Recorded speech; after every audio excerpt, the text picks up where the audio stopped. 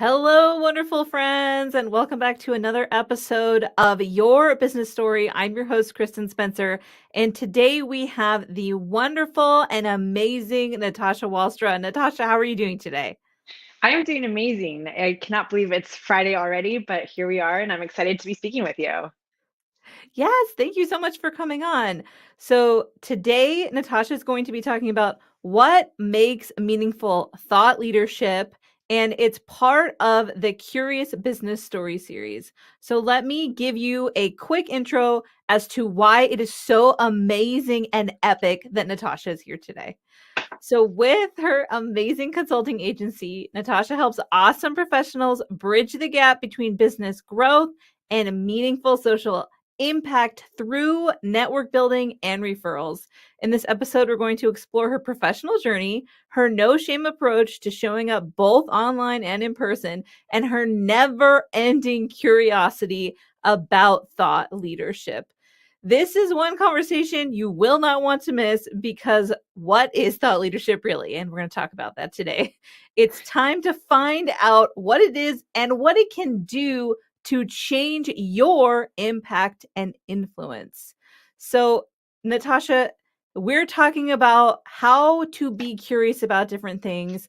And I thought there's no one else I want to come on the show and talk about thought leadership because of the way that I see you live it out every single day.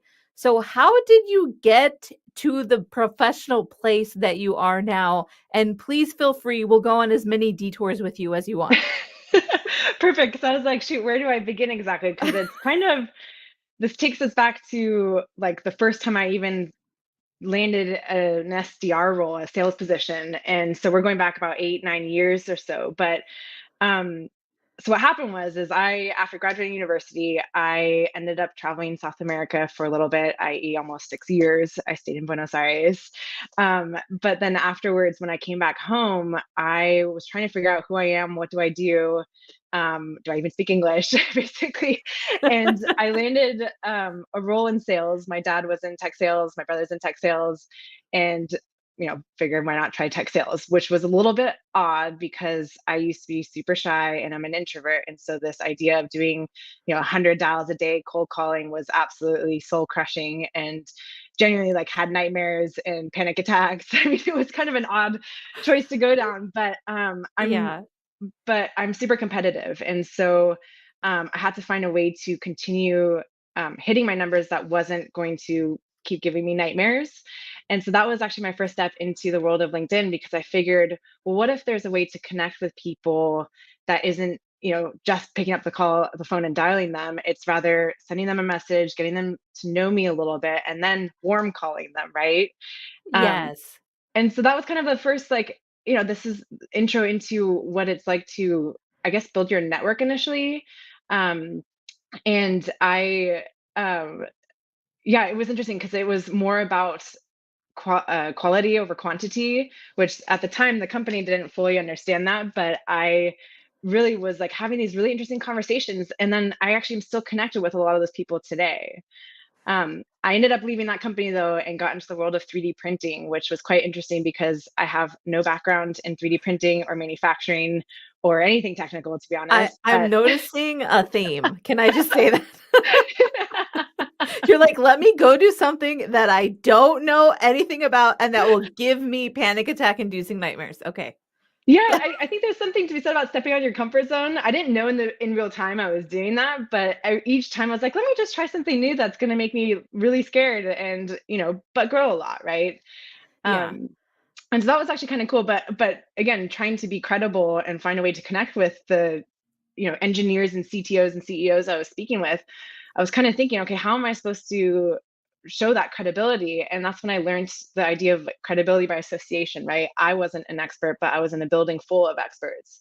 And so I was Oh, able to share what they were doing and talk about their expertise and thought leadership alongside what our partners were doing, what our clients were doing. And so it actually ended up building this whole um, spiral effect of just people getting excited and passionate about what it is we were doing. It was building brand awareness and it was helping drive sales, right? And so all of this time, I was thinking about building I wasn't intentionally building my personal brand. It was almost like out of fear. But as I was doing it, it ended up leading to other ways that your personal brand can help with business growth and business development. Yeah, that's so interesting. I'm actually working with a client right now who has that same unteachable quality that you have where she makes friends with everybody everywhere she goes, which is something that you absolutely do. And I'm just so interested in people like you and like her and like my husband, right? My husband is that way. If you ever meet him, I guarantee like you guys would talk for 3 hours without stopping. Like it would just be, I would just sit and watch and just be delighted, right? That is But awesome. I also think one of the things that the three of you have in common, and I was hoping you were going to bring up Buenos Aires because there has been studies done that show that people who have lived in other cultures and fully committed to them are more creative. What do you think about that? Ooh, I like that. I think I agree. And I don't know, it's not to say that like I think I'm super creative, because actually, quite the opposite. I would never call myself a creative person necessarily by That like typical standards of what I That thought is the creativity is. silliest thing. That is the silliest thing I have ever heard. I'm sorry. I have to stop you. Like, oh, in the short time we have been friends, which I think is like 15 months or something, Yeah. you have done like two full-on creative side businesses, including the dog bandanas, which were amazing and adorable. And Natasha and I are both quilters, in case you're wondering, like, why we're besties. We figured that out the first call. We're like, what? I haven't You met quilt another too? professional who's a quilter. This is the best. But also, you make the most amazing and creative wreaths that I've ever seen. And also, I'm sorry, Mom. I know you're listening to this and you are also a wreath maker. Your wreaths are gorgeous, Mom. You and Natasha should get together and like collaborate on a wreath, I think. So, That's super. yeah, Thank you are you. definitely Okay. creative. Like, come on, just own it. Yes, Own it right I'll own here. it. Yes, I'm owning it. I am creative, and not what I thought like a stereotype creativity is, but yes, I am creative, and I will own it, especially. But I think going back to living abroad or learning other languages, especially, I think it was actually the part of learning that other language opened up my mind to viewing things differently. So I studied abroad in France for a year as well, and then lived in Argentina for 6 years, and so um, I first off, it actually helped me get out of my shyness. I think Natasha in Spanish is way more outgoing still than me in English to this day, potentially. But I think I remember when I came back from Argentina, I was mixing up words and saying weird things, and nothing kind of made sense. I still have a struggle with like mottos and how to like connect stuff at times. But Yeah, I think I view prepositions, things, right? yeah. And I think I view things a little bit differently, and I think a lot faster, which is probably why I talk really fast as well. Gotta slow down, because I'm like a few steps ahead, because I had to learn that as I was learning Spanish. I had to kind of pay attention and do all these different things at the same time, which I think really did help with creativity. So that I mean, and that brings us to my next sort of thing that I would love to hear you talk about more is you were able to take all those things you learned by being in a different culture and then trying a bunch of jobs that you're like, I don't know if this can work. I'm just gonna try it. And you were able to understand your own voice in such a strong way and come out on LinkedIn and then all of a sudden you're a thought leader, right? Maybe you don't call yourself a thought leader, but I know you are. So there's no denying it. So what was that like? Like how was that transition for you? Oh gosh, well that's such a good question. And it's been really just the last few months, I think, that I can like own this and say that because I definitely haven't figured it out, but now I understand all that I've done the last 8 years has leading me to do exactly what I'm doing now. And that's why I'm so excited about it, because in real time, I had no idea that I was building my personal brand, that I was becoming a thought leader in this. Like, I was just kind of trying to survive, I think. Like, I was adapting to the role I was in. So when I was in 3D printing, I wanted to come off credible and showcase what we were doing. When a former manager and mentor of mine left and joined Forbes Books as CRO, she brought me on as director of sales, not because I have any right to be in book publishing, but because she saw I understood the power of thought leadership and personal branding to drive Yes. business growth. And so Yeah. took that on, and then also, realizing, yes, it's amazing being an author and it's such an accomplishment, but it doesn't really matter how great your book is if you haven't been communicating and engaging with your audience in real time, then no one's ever going to know about your book. So from there, I was like, okay, well, now how am I going to make sure I better serve the authors I've signed and the leaders and executives that I work with also? Like, there's got to be a better way to showcase this. So I've kind of just been adapting as I go. And all of a sudden, I had this kind of light bulb moment a few months ago, really, that like, yeah, this is what I'm good at. This is what I do. And it's around, sharing your expertise and owning your voice in a way that drives and accelerates your business goals. Yes. And on that note, can we please talk about your LinkedIn profile picture? Now everyone's looking at your profile picture who doesn't already follow you. They're going to look at it.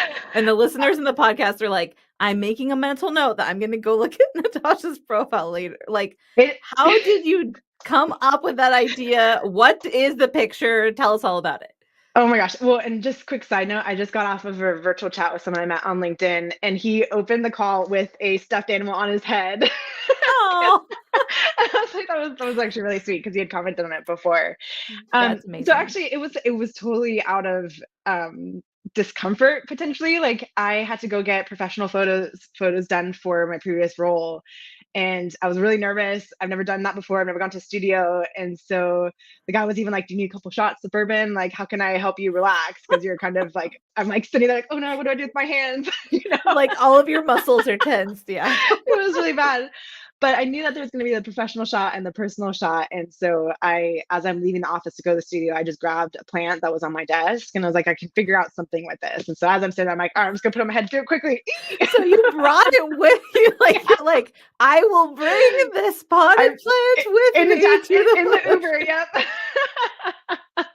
You're like, dear Uber driver, this plant is not for me to give someone. I'm bringing it back on the ride home. Exactly. And if you saw my house, you would totally understand. I have way too many plants. I am a crazy plant lady. It has happened. But yeah, that's the picture. And I love it. It really shows my character, I feel. And so I just stuck with it. Yeah, I love it. I always point people to it because I'm like, look, if this is your personality, and I would consider you to be a contrarian, and there's a lot of negative feelings around that word, but I think it's the most positive word ever because it means that you're willing to try different things. And that's how you've like turned into the unicorn that you are, I would say, is you've just been so willing to fail and you're like, well, let's see what happens. And now you've sort of like purposefully accidentally stumbled into your new business. So could you tell us a little bit more about that? Definitely. Yeah. I'm super excited about it too. Because although I think I've honed in on a name for it. I don't have any branding. I don't have any website, but I have clients, which I don't know if it's done backwards or not, but it's probably a good problem to have. But it's something that, again, kind of accidentally fell into. It was a couple weeks ago. Somebody reached out to me and was like, hey, listen, I love what you're doing at your company, but I want to know, like, can I just work with you on the LinkedIn stuff? Like, I don't need the strategy. I don't need the thought leadership, like positioning things. I really want to focus on how do I grow my business through these like actionable steps, right? That you're taking. I see you doing it, right? And I was like, yeah, let's do this. And so I kind of couldn't sleep that night, put together a proposal of like what the program looks like. And I was like, oh my gosh, this is what I do.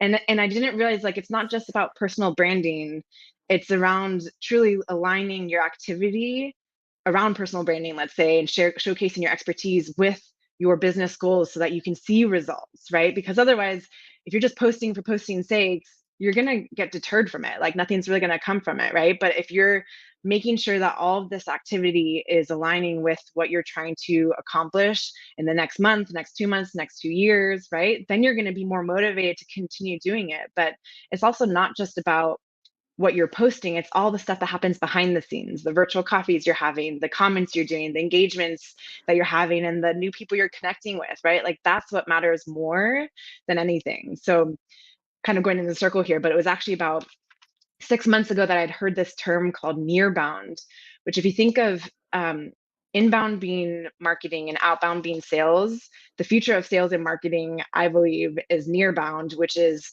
network, referrals, word of mouth. It's all of your relationships, right? And I keep seeing nearbound more and more. And I finally had this like light bulb moment again of just like, okay, what I do here is help set the foundation for your nearbound strategy. Because if you don't exist and you don't showcase your expertise and share it to the world in a way that you want people to see it, you're not going to be Yeah. able to grow your network, to get referrals, to have word of mouth because you aren't going to be there, right? And so once I sort of change the like mentality around it, because I think a lot of people still think of personal branding as, vanity, ego, oh, it's put on the back Ugh, burner, right? Whereas yeah. like, no, if you want to grow your business or affect social impact, you have to exist digitally. Right.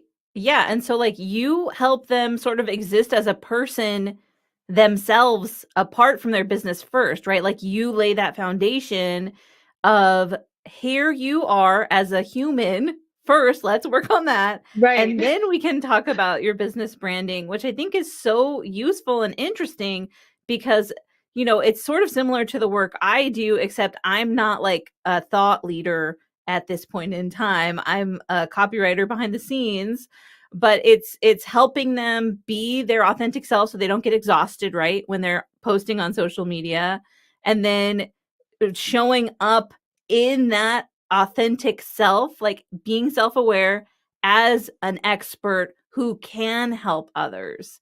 And they You can't you really also do that just without your help. no, and you also just defined yourself, Kristen. So you definitely are a thought leader. Just putting that out there. Like what I you love how just we're said just is like like what you calling do each other every out on day. this. Yeah. I'm ramping up toward it. Like I feel I feel the controversial things that I'm about to say in the next few months like boiling inside of me. Okay, very cool. So I'm just a few steps ahead of you or a few months, excuse me, because I've also been like burning up inside and now I finally unleashed it like 2 weeks ago. Yes. Yeah, I love that. So, let's if it's okay, can we transition into the curiosity questions cuz I cannot wait to hear your answers. Sure. Yes. All right. So, I you can answer how you want like any of this. It doesn't only have to be work related. Okay. All right. So when I say the word curious, what are your first thoughts? Excited, uncomfortable, Oh,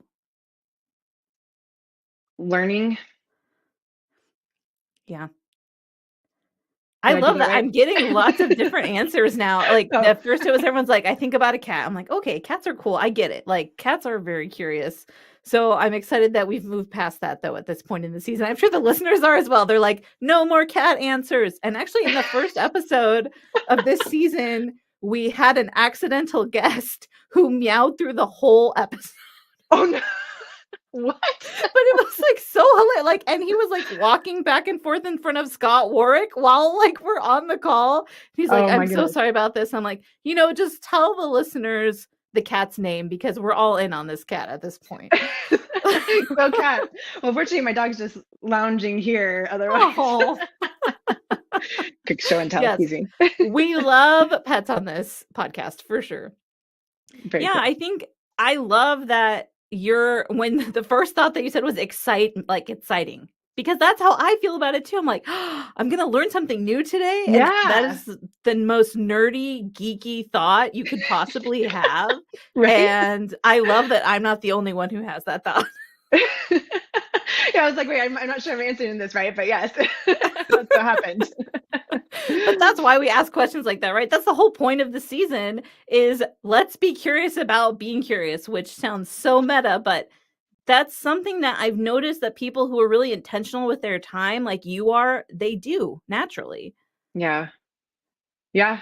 I feel it like gets me going. Like I always want to be learning something new every day. And then the problem is that when I go down rabbit holes, when I find something, I'm like, ooh, need to learn all about this now. Yeah, I'm like that too. Like, so I don't know if I have ADHD, but that's definitely like the strongest symptom of that I have, where I'm like, I need to learn everything about this as soon as possible. And I watched my daughter go through that on like in cycle. The last one was sharks, which was really fun. I was down for that. Oh, okay. Yeah, I can see that. Was it during Shark Week? It was not. We had our own Okay. Shark Week, essentially. Okay. It was like a Shark Month, honestly. That's awesome. So, what things are you curious about that other people in your industry aren't willing to be curious about? I think I'm sure that they are. They just don't know that it's so imperative to tie personal branding and thought leadership to ROI. Like everyone's talking about this, like the importance of thought leadership and the importance of showcasing your expertise, but they're not driving it back to like why that's important for your business, right? Yes. And this is why we're soul sisters, because these are the kinds of disruptive things I'm about to bring into the ghostwriting world for sure. Ooh. Because Got me excited. we have to think about ROI, right? We're B2B, we're business to business, and ROI is return on investment for our new friends who are listening. And we have to care about that. At the end of the day, that has to be part of the equation. And there's nothing wrong or dirty or sleazy about that. Exactly. It's and ROI doesn't necessarily have to mean like cash in the door either. If your business goals or your company's organization's goals are towards some sort of social impact, that's ROI as well, right? It's not just about Yes. money. It's a bigger picture, whatever it is that you're trying to do. And so that's what I try and like hone in on here too. Yeah, I love that. ROI is what you make it like, but you Right. have to define it Right. before, like ahead of time. Exactly. Yeah, because otherwise it's like you're going to be putting activity and energy towards something that isn't going to align with those goals. And then it doesn't feel like it's the right thing for you to be doing. And so people just forget about it, right? Right, and that's how you end up feeling resentful, and that's how you end up getting burned out, and I'm totally not speaking about this from personal experience at all. Not at all. No, I've been there. I mean, gosh, I remember when I first started to share my thought leadership, let's say, like initially when I was in the 3D printing space, I was sharing everyone else's expertise, right? I didn't have anything of importance to say, right? But everyone else did. And so it took me a really long time, and we're talking months and months and months for me to finally publish like that first thing that's like something that I think, right? Yes, yeah, your own personal humanness. Right. Like that's terrifying. And I get it. Like, and that's why I'm so excited about who I'm working with and what I'm doing now, because I truly went through it all, and hopefully I can help you get out of that roadblock that I was in for years, right? Like I can help you understand how this is going to benefit your business, because I am a living proof of it and I do it every single day. And it's not, again, just about the posting. Like the last deals I've closed have been weren't from a post. It was from some sort of other activity I did that still, again, aligned with what I was trying to do. Right, so you don't and that's a great point, is like, we don't have to be tied in. See, this is our contrarian nature coming out. We don't have to be tied into these different ways of doing things. We can do what we want, do what fills us up, and reach out in ways that we want, and then that can naturally connect back to our businesses. Exactly. And and when you do it like that, it actually becomes fun. Like you don't feel like you're actually selling, because you're solving people's problems, because you're talking to the right people and having conversations with them. Yeah, like when I'm working with a client that I love working with. So, one of the things about me is when I'm nervous, I shake. And I just learned this morning, I passed that on to my oldest daughter. I was like, I'm sorry, but I've been told by the doctor that it's like a normal, like nervous system response. But when I'm talking to a client that I love working with, I shake, but it's from excitement. It's like, I don't know if you've read Charlotte's Web, but it's like Wilbur's like, why are you shaking to the spider babies? And she's like, no, I'm trembling with joy. And then he's like, yeah, it's joy. But that's what I feel like. I'm like trembling with joy because I love it so much. Yeah. Okay. That is so funny you're saying that. Again, Soul Sisters, clearly, because I just went downstairs after a call that was so much fun, but I was sweating like crazy because I don't shake, I sweat. And so I went downstairs and told my boyfriend, I'm like, I'm really sweaty right now. I went to like down some water. But it's because it was so exciting, the conversation, but I sweat from it. Yeah. I mean, good and bad. This is way too much information. Sorry, guys. No, I think that's one of the things that people really are drawn to about you, is that you are just honest about who you are, and that's extremely endearing. So it's okay. We appreciate you telling us about your sweat. Actually, this takes me back. One of my first ever cold calls I was on, again, somebody actually answered and I was talking through it and I was so nervous. And the guy was like actually really kind, never went anywhere, but he was really nice about it. At the end of the call though, I like thanked him. I was like, "You can't hear me sweating, can you?" Like, what did I just do? What the hell? But like that, I mean, and also that's funny. And humor builds trust faster than anything, Yeah. right? And we know that. If you haven't read Humor Seriously yet, to all the listeners and watchers, it's so good. It's so worth your time. Almost all of the jokes in that book bomb. I didn't laugh out loud one single time because I write down when I laugh out loud and when I cry because I'm obsessed with books, right? Um, but I didn't laugh out loud one single time, but they proved with their attempts at humor that didn't succeed that you don't have to get the laugh. So I almost loved it Mm. more that there weren't any like actual gut like churning, chuckling moments going on. There was a lot of C alliteration in that last That's good. sentence. I was like following along with you. Can you tell that we're book nerds also? Like, can I just throw that out there? Yes, Okay, definitely. next question. Next question. Yeah. We're having way too much fun. So, how did you start the process of getting curious about questions and ideas that made you feel nervous at first, that made you sweat a lot at first? Hmm. You know, I actually don't know that because looking back, like even the fact that I moved to Argentina, and I was completely by myself, didn't speak Spanish, didn't know anyone there. I was absolutely terrified. I didn't eat the first month I was there because I didn't know where to go. Like I lost like 10 pounds or something because I was so nervous and I was like freaked out about anything. So like looking back, that feels like that was a really dumb or crazy thing for me to do. You know what I mean?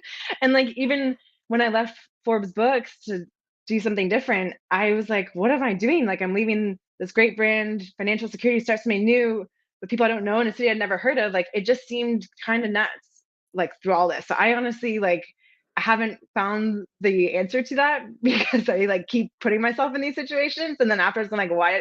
I mean, I'm glad I've done it all and it's led me to today. So maybe that's why it was supposed to happen to lead me to where I am today. Yeah, and I think, I mean, if we're looking at it from like a therapy standpoint, you basically put yourself into exposure therapy. Yeah. Like, yeah, I should probably talk to my therapist about this.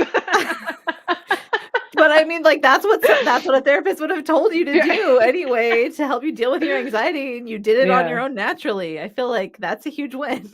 Yeah. But I have no idea why I would have done that. Like, I mean, I think because it was never, I'm recently being more intentional about the decisions I make, but I've always been, I think, like now I'm like cautiously impulsive, for example, but before I was just like very impulsive. So I would just do things and not really think about it. Whereas now I'm much more like thoughtful around my decisions. So I really like that's a good question I'll have to start thinking about. Yeah, and I mean, I want to challenge that a little bit. I think that what you have done up until now in your life has served you really well. So maybe you don't need to be so cautious. Yeah. Well, I mean, I've taken the leap right now and I feel really good about it. And so I think that would have taken me because initially actually I was planning on launching my new business in January or so, or like take some time with it. But instead I was like, I've got people asking, I Yes. am ready to do it. I feel empowered. I'm capable. I'm ready to be my own boss, and I decided to do it. And it's going so incredibly well already. I just like, and I'm so excited about it.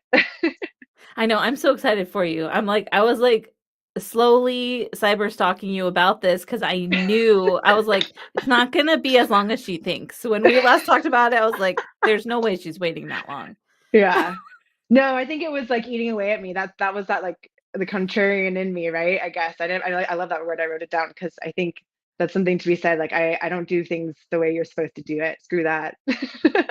Right. I mean, Who that's needs a I don't website? know, to me that's the boring way. Like Yeah. I want to do things the best way that I can, and maybe that doesn't look exactly how other people think it should look. Yeah. That's okay. Yeah. I agree. All right, so this is the last question, and then I'm going to ask for your 60 seconds of super wisdom. Do you think that being curious in business has helped you or hurt you? definitely helped me, excuse me. Helped me so much. I mean, it's how, again, I've gotten to today. I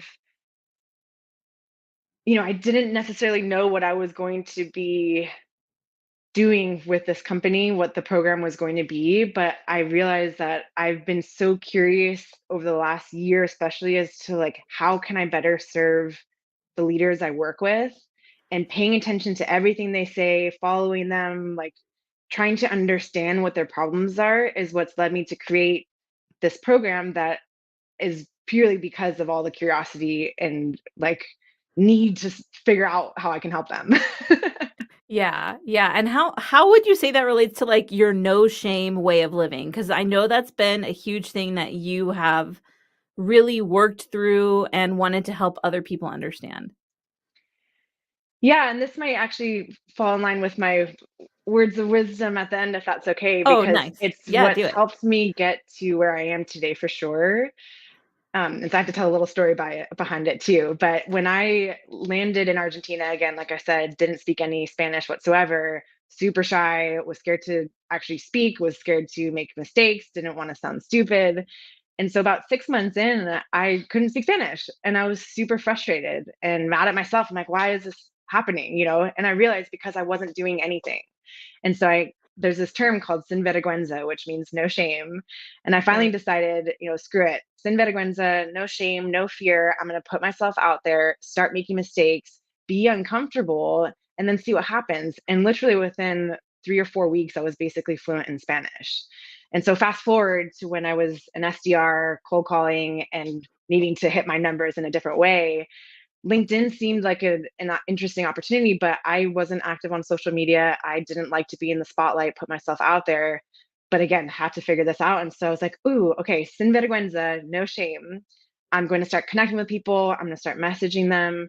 I'm going to just put myself out there and see what happens. And then flash forward to today, I'm running my own business, right? And so letting go of that fear and shame or discomfort that you're putting yourself in at times is the only way to really grow, I feel. And that's what's helped me get to where I am today. And just like, if you're sitting there waiting to publish that first post or share, some of your expertise and your thought leadership, like just go for it, do it. And, it's not going to happen overnight either. Like you have to work through it and, you'll, some posts won't be successful, some things won't happen, but like you just got to start, right?